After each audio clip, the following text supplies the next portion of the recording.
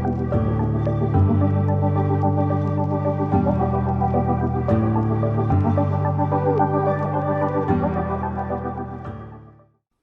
Coco here. The water element, one of my favorite ones. The water element is so deep and profound. It's all about the dark, the blackness, the deep inner vigor, silence. It's a personality type that is very creative, that needs to withdraw, that has a lot of power as well. How the water element personality will recharge is by isolating in order to return in a very nourished state. The water element finds its balance through dark blue and black foods such as seaweed, blackberries, blueberries. It's related to the kidneys and the bladder for the meridian. The bladder lines are all of the back lines, so that is related to your will. So when you are creative enough to dream things, you also need the back of your body and your will to make them come to reality. So when you have a weakened will or a weakened water element, you may be able to have the creativity, but you'll lack the backbone to make it happen.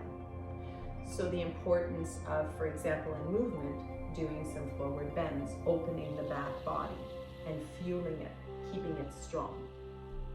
There's just a few tidbits of the water element for you as you keep watching and discovering more and playing with our movement classes in order to fuel, to empower, and to strengthen your water element. Thank you. Hey guys, let's talk about water element personality. The water element personality is dear to my heart because I live with one and they are magical beings. If you are and find yourself taking a quiz and finding out that you have a big water element component in your constitution, you will find that you need to withdraw from people in order to recharge. There is something about the vigor, the depth, and the silence that will nourish the water element so that they can then flow and expand into the oceanic vastness and amazingness that they are. But they need to pull back into a little pond of their own culture and of their own isness in order to cultivate that vastness.